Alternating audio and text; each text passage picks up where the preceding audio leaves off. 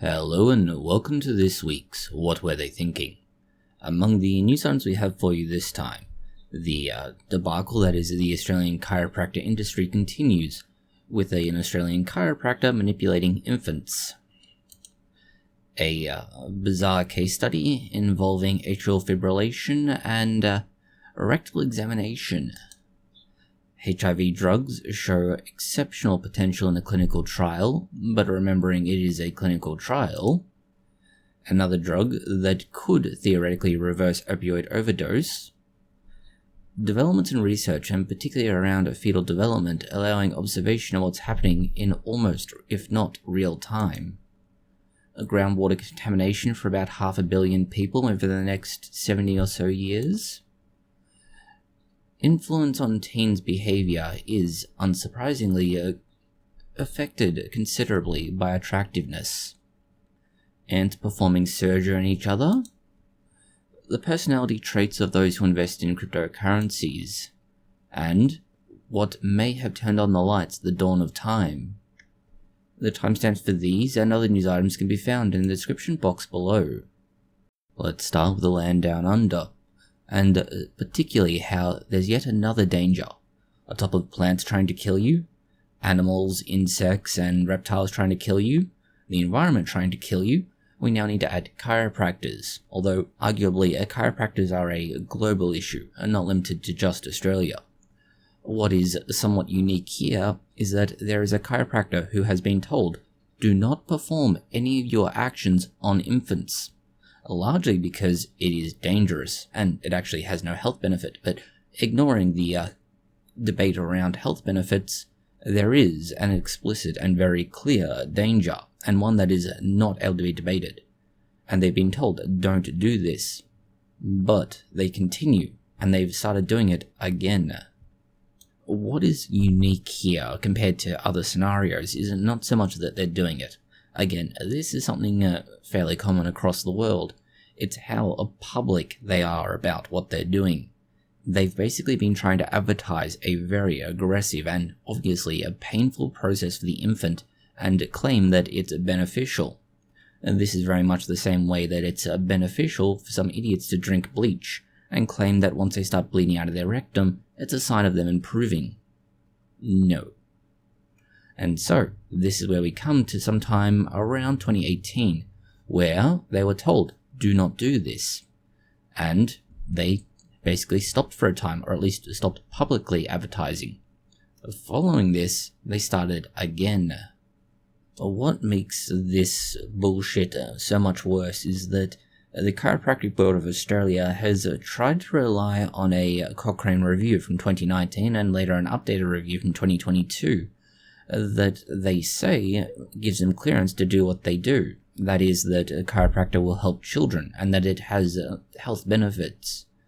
But the problem is, there is no such claim within the Cochrane reviews. In fact, it's almost exactly the opposite. As quoted from the Cochrane review, specifically, the comprehensive review of the literature failed to identify any strong evidence for the effectiveness of spinal manipulation for a variety of conditions for which children are widely offered chiropractic manipulations. There was low certainty, or in other words, weak evidence, that spinal manipulation may be beneficial for modestly reducing crying time in infants with colic or children with colic, or for reducing the number of wet nights in children with enuresis. For both conditions, the evidence was also consistent with either no or worsening effects. In short, it's a load of bullshit, and chiropractors continue to try and twist and distort facts and reality. And obviously chiropractic practices have no benefit on children, let alone the ones that they claim. And next we have what is at least modestly effective on the human body, and that is drinking. And it's a simple article that explains. Drinking a small amount each day will shorten your life by about 60 days or 6 months. Now, this isn't much of an impact on your lifetime, especially when we're talking about 1 to 2 alcoholic drinks a day. So roughly 60 milliliters of alcohol, or equivalent of 2 shots. It is worth pointing out that this study was purely observational, which does indeed pose a major issue.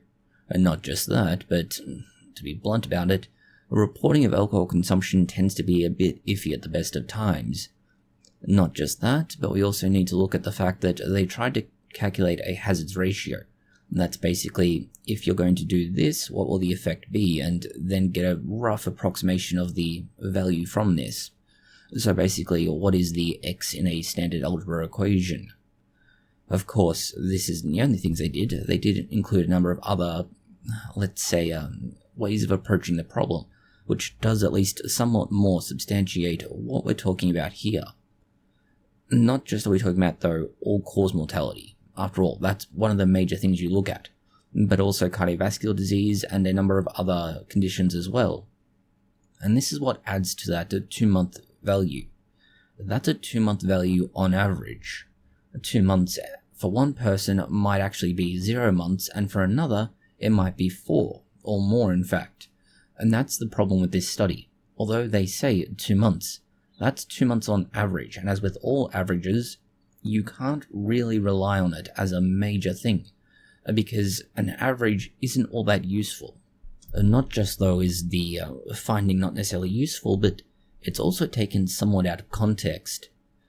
The threshold as stated, which is basically 2 drinks a day, is fine for all-cause mortality, but the other types they were looking at, for example, cardiovascular disease, did not find any safe threshold, which basically means that, yes, you may not die from just about anything, but if you consume alcohol, you still have a risk of other conditions, and particularly cardiovascular conditions.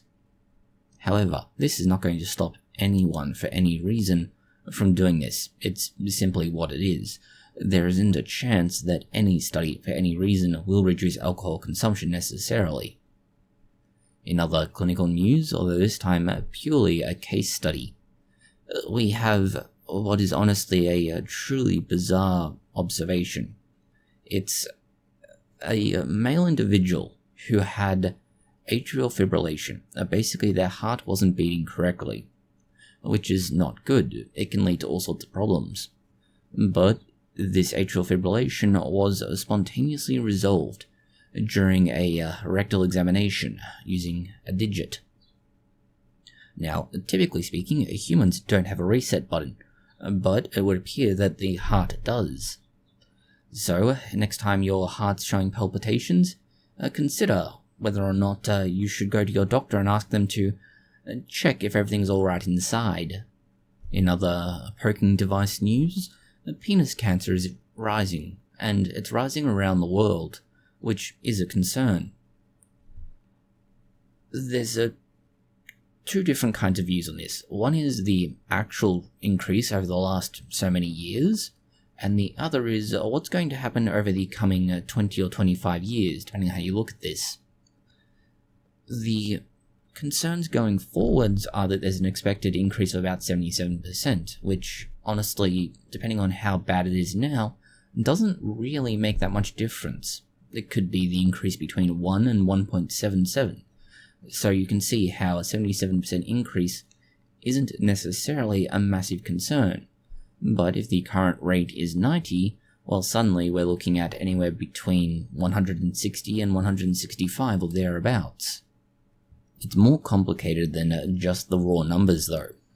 Raw in other respects as well, but the concern is that as populations rise, the rates go up. This is a general trend with most pathologies.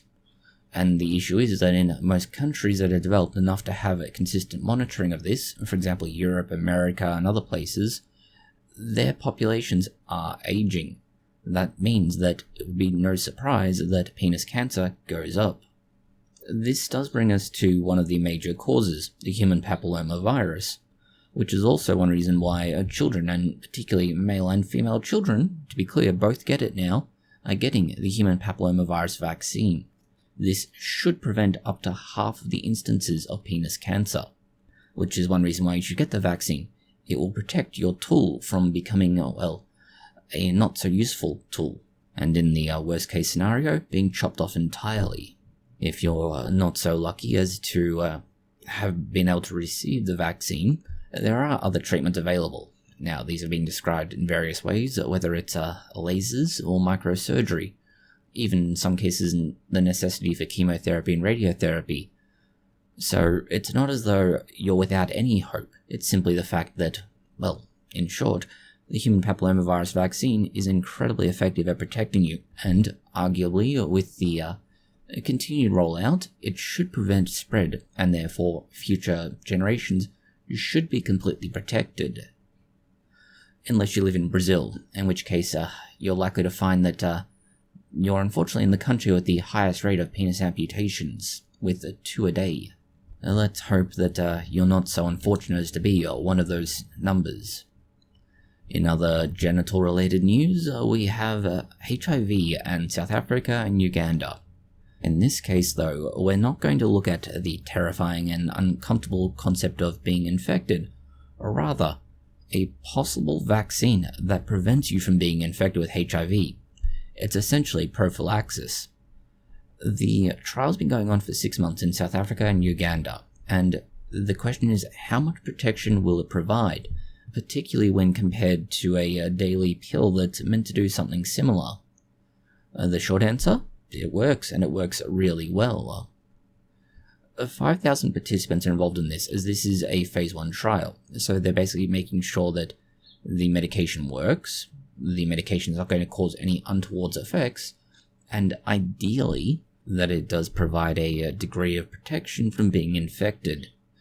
Although, theoretically, that last point is more a bonus. You want to more make sure that you've got the right dose and you don't cause any unwanted side effects. The reason the trial only went for 6 months is that the vaccine only lasts for 6 months, which is another thing they want to make sure of.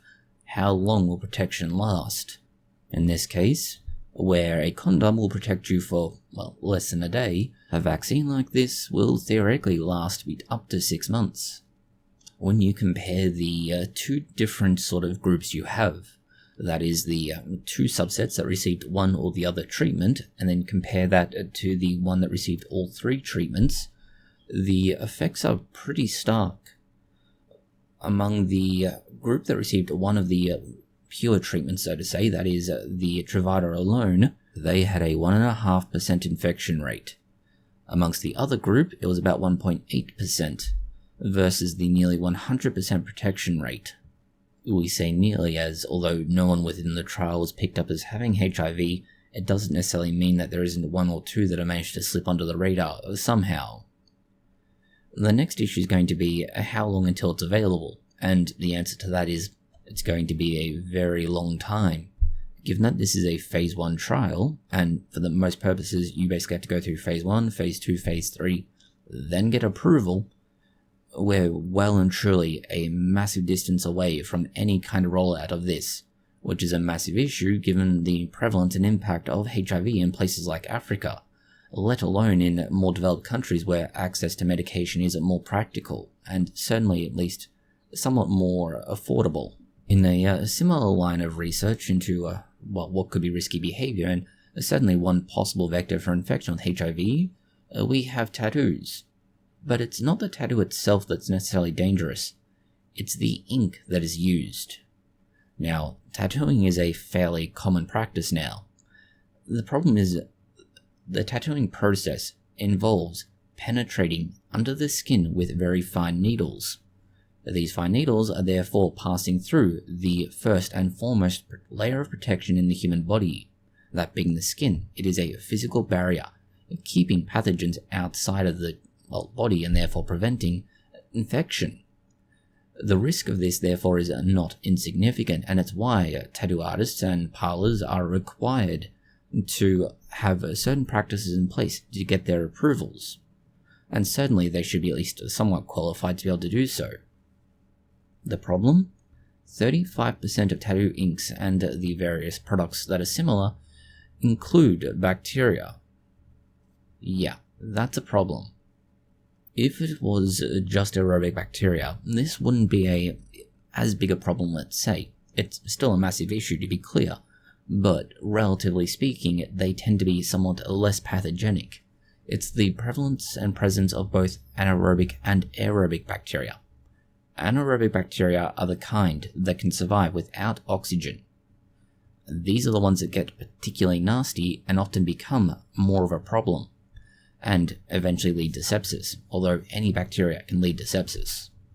Your obvious thought is going to be, well, it's an open bottle of ink, you're going to have problems that way.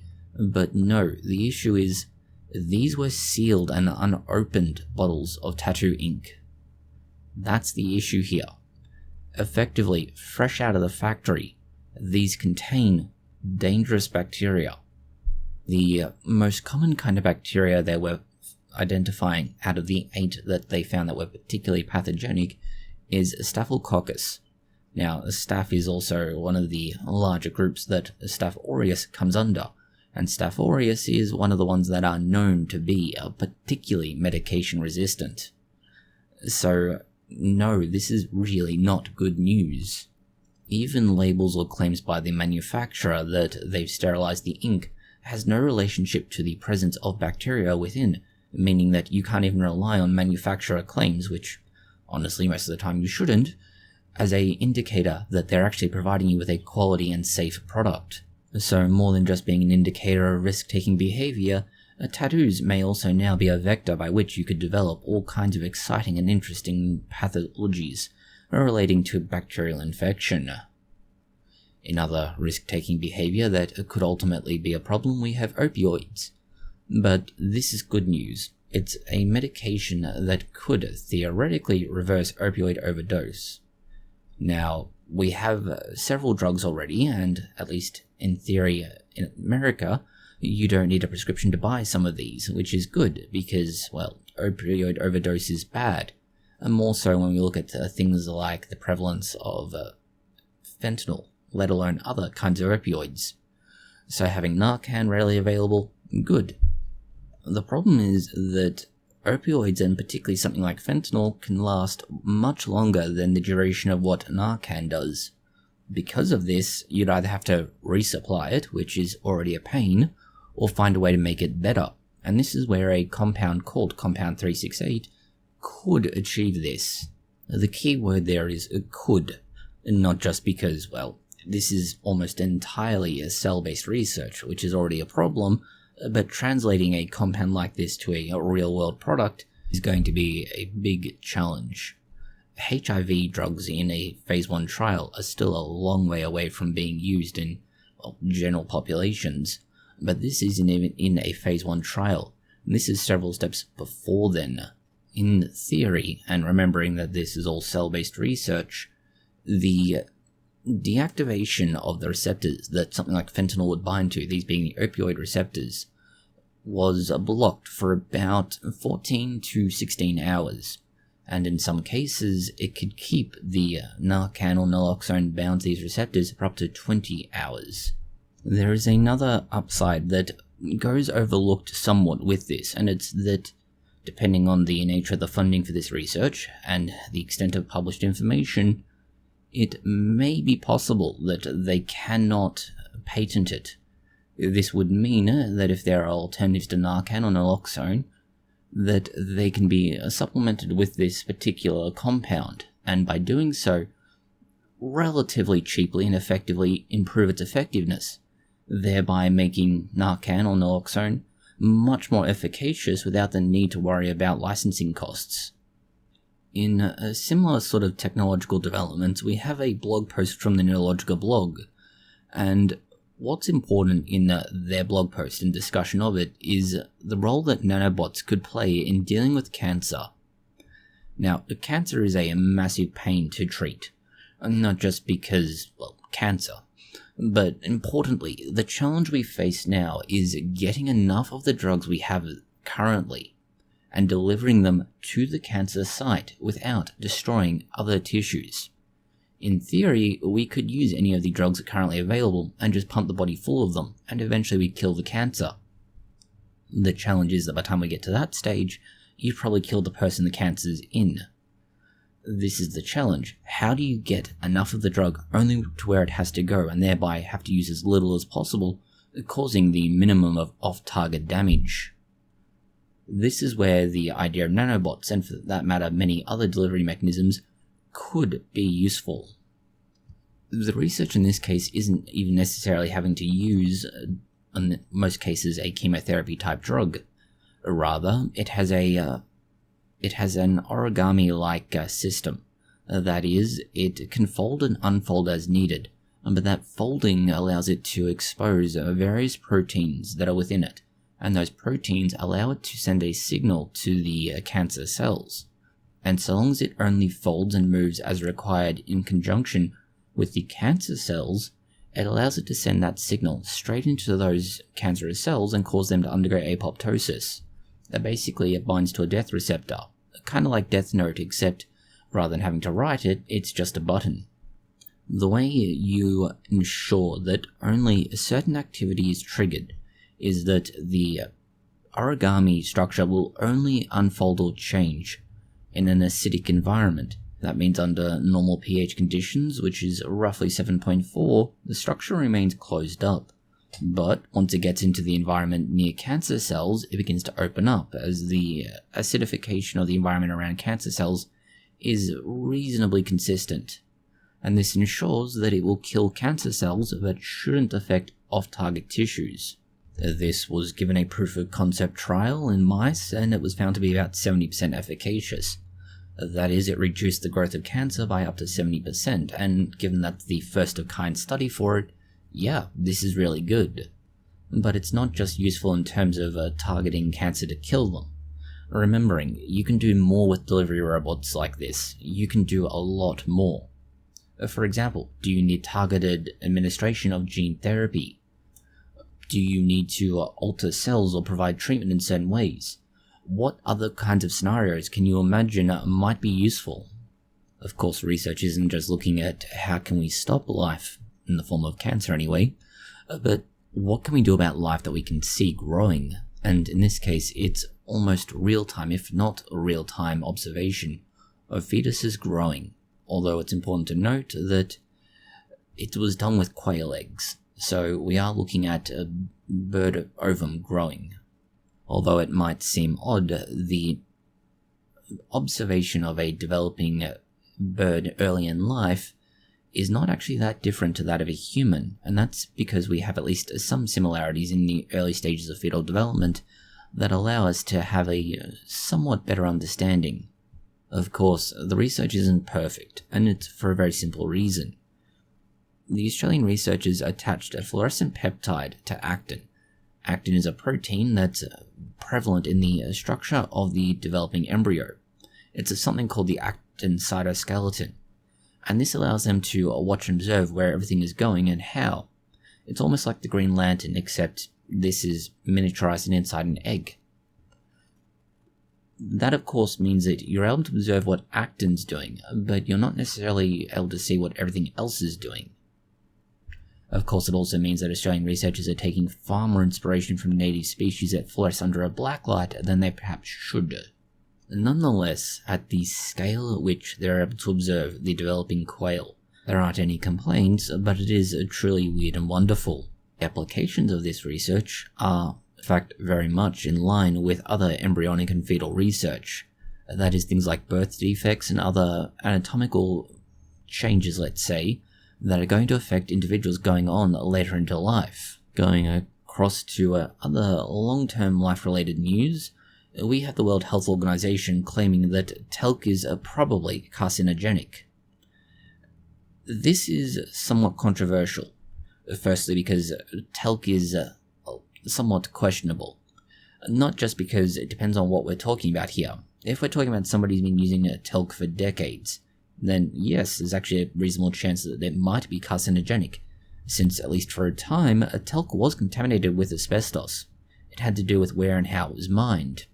But talc in the last few decades at least, has definitely been safe to use.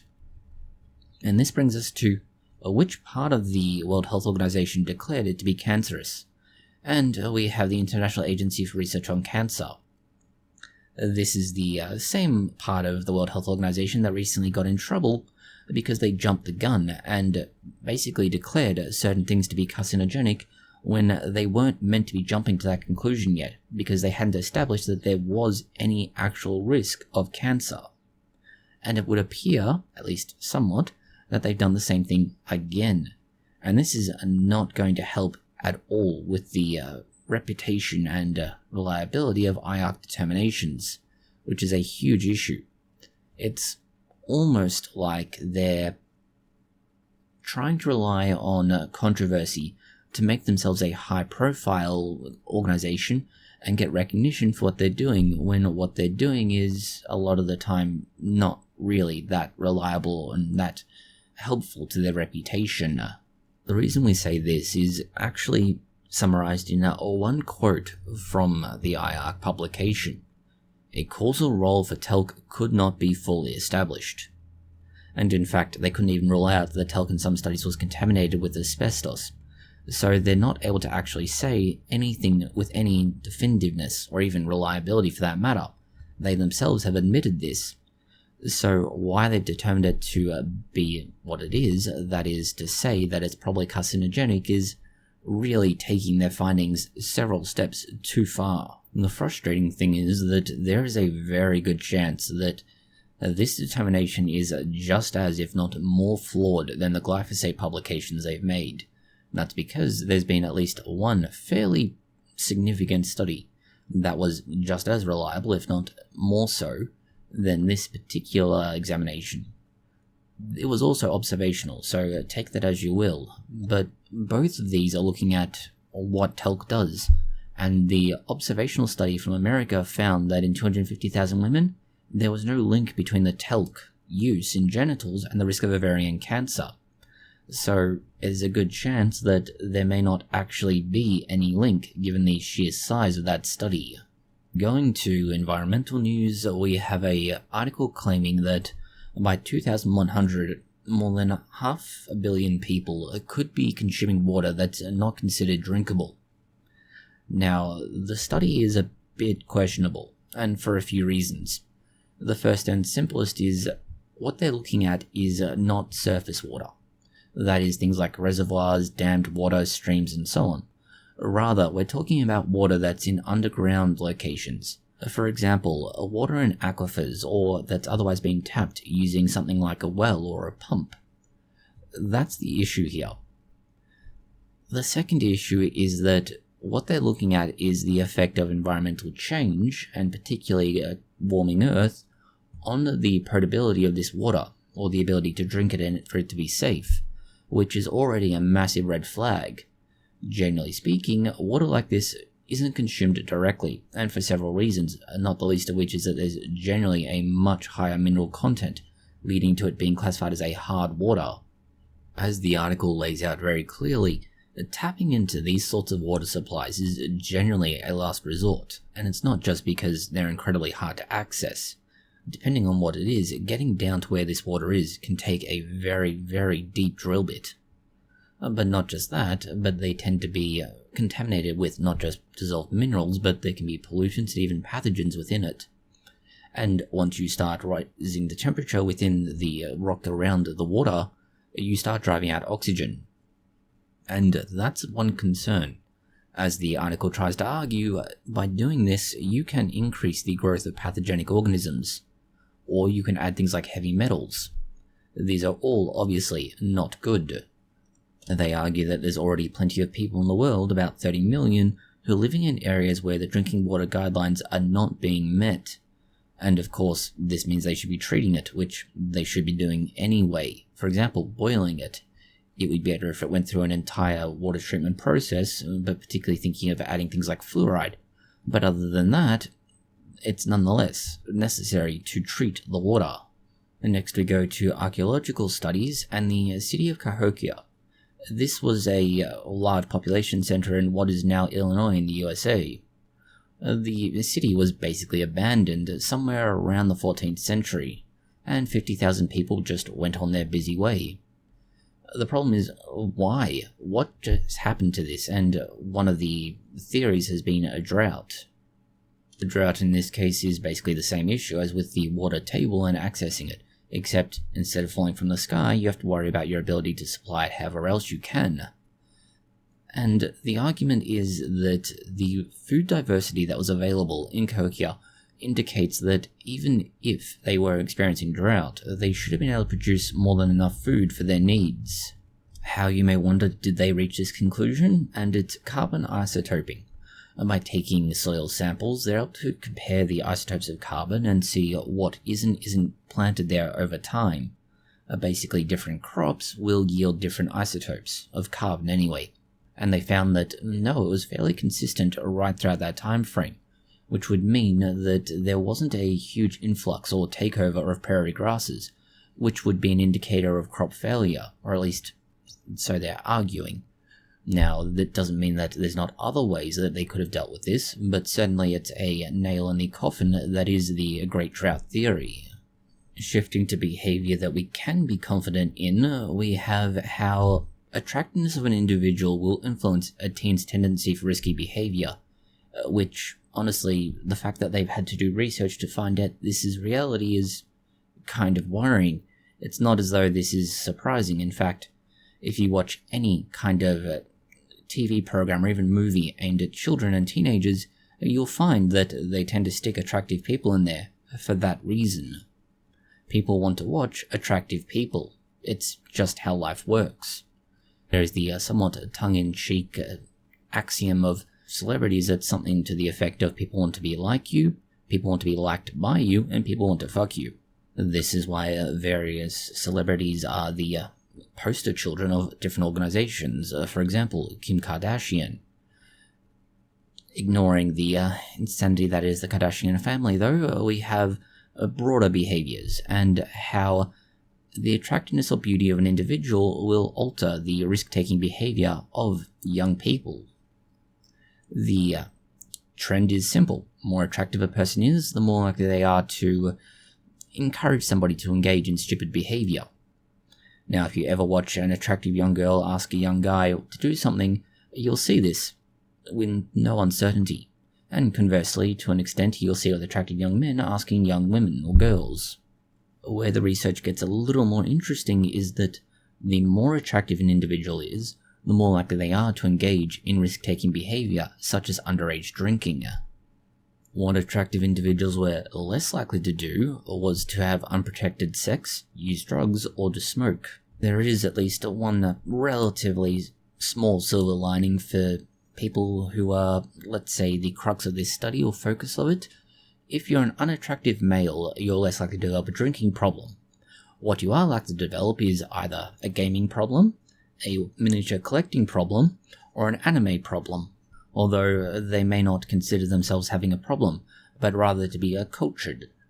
In other news related to younger people in general, it's the relationship between ceiling height and poorer performance in exams. Yeah, this is one of those weird things where they're looking at the ceiling height in exam halls and how students perform. The research is basically focusing on the idea of an exam hall or something like a gymnasium, where you have a large open space and can therefore fit a large number of desks and a limited number of invigilators, making it more practical to perform examinations.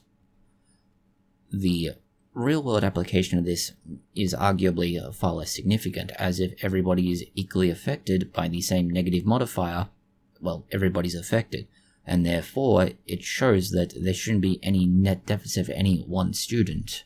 This is true once they started making account for things like age, gender, time of year, exam subject, exam experience, and other factors again that could have affected the results. In fact, they even took their work that had been done prior to this during the course and predicted what their exam result should be compared to what it actually was. The other key thing here is that the research doesn't actually reach a conclusion as to whether or not everybody is equally affected, which is a major caveat that they should be upfront about, simply because if there is a difference in impact, you have a problem. It's not quite so far as to say discrimination, but nonetheless, it is a significant consideration. Whereas if everybody's affected the same way, it's an interesting phenomenon, but it doesn't really change anything. Next we go to the environment, and this time, rather than necessarily being stupidity such as with glyphosate or anything else, it's a bizarre phenomenon with ants, and ants performing surgery. Now, we're not talking about how humans use ants for surgery, such as having their heads act as makeshift stitches, but rather we're talking about ants performing amputations on each other as a result of being injured. The capabilities of these ants shouldn't be underestimated. When the ants have an injured leg, about 15% of them survived if they received no medical attention from their other nestmates. But if they were allowed to be tended to, that figure jumped to 75%. Now, the nature of how they could die was everything from simply, basically bleeding out, to things like infection. So there are a range of things that were done by the ants to mitigate the injury. So they could either be cleaning the injury, they could be trying to apply effectively antimicrobials, which is something that was observed last year with ants, or if the injury was more significant and much further up on the leg, they would clean it and then amputate it. And then they would do so by biting the limb until it was detached. If the ants were so injured, let's say, without any attention, there was about a 40% survival rate, versus 90% after amputation. However, don't make the mistake of thinking that this is all well and good, because there is a fairly major caveat to this in terms of what happens to the ants. The process of amputating the leg takes about 40 minutes, and does involve it being quite literally chewed off. So this is not quite stuck in a rock with your leg pinned underneath it and only having a pocket knife, but it's damn close. Shifting to environmental news that demonstrates why humanity is both doomed and incredibly creative, we have German police dealing with environmental protesters. Now, these eco-warriors have been using a very simple tactic over the last few years to make it so that they can protest without issue. They have been gluing themselves to the road, or any other building or device for that matter. Now, this petty act of vandalism is all well and good. It means that they can't really do any more harm than they already have, but it does get in the way of what everybody else is trying to do. The solution to date has been to slowly but surely remove the glue and basically remove the person eventually. But new glues are making it very hard to do this. So how do you solve the issue? It's very simple. You don't bother to remove the glue. You cut out whatever they've attached themselves to and leave them attached to that bit of the building, road, or anything else and let them sort themselves out. Of course, this did mean they needed to refill that particular hole in the road, but that's a small issue to solve.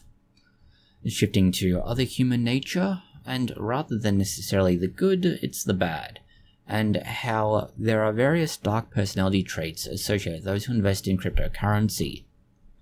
Now, cryptocurrency has seen something of a rise and fall and rise again over the last decade or so. Starting with Bitcoin, which became the first widely accepted cryptocurrency, and diversifying into others. And certainly since FTX, its reputation has taken a rather large fall. Nonetheless, cryptocurrency remains reasonably popular. The Canadian and American researchers polled about 2,000 Americans on their ownership of cryptocurrency, their politics, psychological and social characteristics. About 30% of the respondents claim to have cryptocurrency, so this is already something of a significant concern. The 600 respondents is a decent enough number for surveys, sort of anyway, but it's a minority within the wider study that they were doing, so that's already a worry. Politically, it covered everything from the extreme left to the extreme right, but importantly, most of the respondents appeared to have differing traditions, let's say. For example, a surprisingly large proportion had a Christian nationalism and American exceptionalism as traditional viewpoints, let's say. But personality traits are where it got a little more interesting. Narcissism, Machiavellianism, psychopathy, and sadism were higher scoring, although only slightly higher scoring, than the non-cryptocurrency holding counterparts. Now, if you ever look at, say, CoffeeZilla, Some Ordinary Gamer, and a variety of other YouTube creators, let's say, who have taken down several fairly large cryptocurrency scams, you'll see that there's not actually that much surprise when you talk about things like psychopathy, sadism, Machiavellianism, or narcissism. Those people hold on to a large amount of cryptocurrency and then pull the rug after selling it. Obviously, these are all traits necessary for that to happen. But assuming that they didn't get a biased sample because of that, It's worth noting that even then, there tends to be some factors that come into play, particularly around cryptocurrency, as a lot of people who are investing in it are investing in it as a form of investment, similar in some ways to, say, stocks or shares. And the same sort of phenomena can be observed with individuals who do that as with cryptocurrency. But it does get more reasonable to understand what drives people to invest in cryptocurrency. First of all, the researchers argue that it's being male, relying heavily on fringe forms of social media for news, being argumentative, and having an aversion to authority in the form of government. Which isn't at all surprising. The whole point of cryptocurrency is to have something outside the standard system, something that isn't traceable, at least not easily traceable.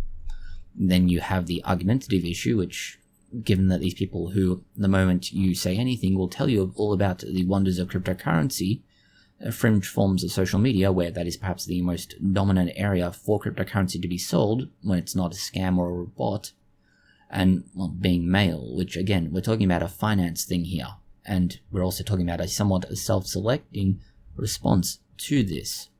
So it's interesting, but it's very underpowered to say this can be extrapolated out to anyone else, especially outside the USA. Going to space now, or in terms of cryptocurrency going to the moon, we have the ISS and the astronauts currently stuck there, given they've not been able to take their ride back to Earth. Boeing was meant to bring them back on their starliner, but the starliner didn't work as planned, and so the return ticket has had to be rescheduled. Given that they're stuck hundreds of kilometers above Earth, in a relatively small space, with various issues attached with being stuck there, it's a concern, and they're not happy about it, so they've basically shared their story about what's happening and how their experience is going. Both Boeing and NASA insist that the astronauts are not stranded. Now, given that they don't have a way to return to Earth at the moment, that would typically be the definition of stranded. Why the astronauts are stranded is at least understood now. 5 of the thrusters that were used for this craft have leaks, and this means the helium supply that should be pressurizing the propulsion system can't be pressurized because the helium's no longer there. The good news is that, at least for now, the ISS has an extra 2 warm bodies that can conduct various experiments and tests that they otherwise wouldn't have access to, which is a bonus. The downside is that, Boeing continues to fail in various ways, at least compared to the various SpaceX developments. Going further into space, we have what started the lights at the dawn of time, and quite literally at the dawn of time. It's not a case of, and God said let there be light.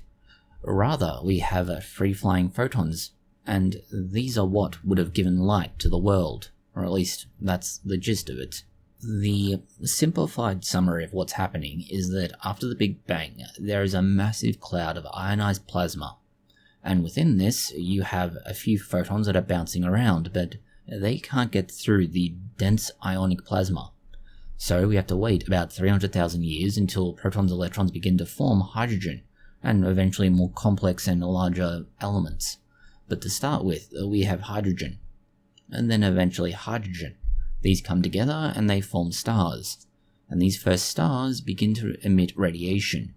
This radiation is strong enough to get the electrons away from the nuclei, and this causes the gas to reionize, basically creating plasma again.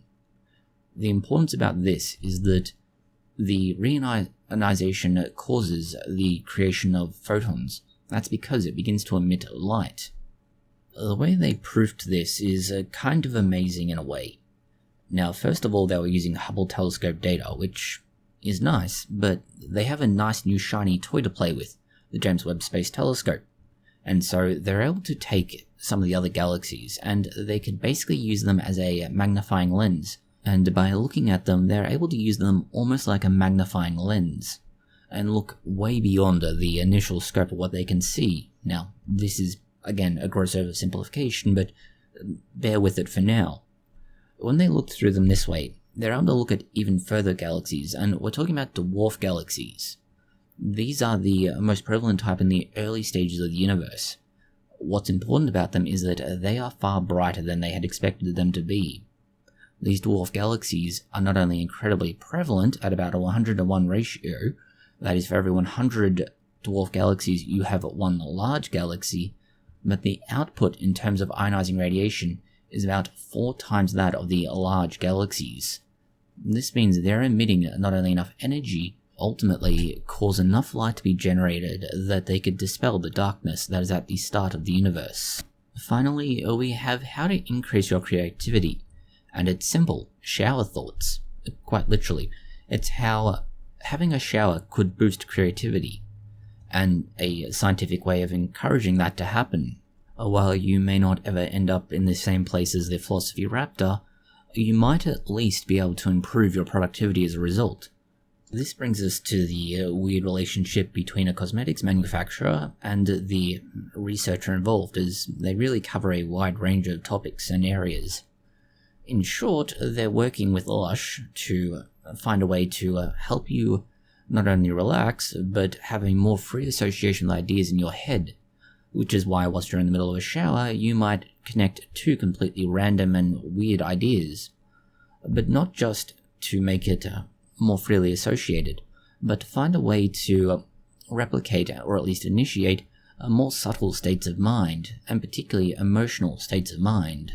This brings us to the collaboration in question and the development of various products, not just in terms of the physical product, as in different scrubs, lotions and so on, but also in terms of the aroma, the texture and feel, and more.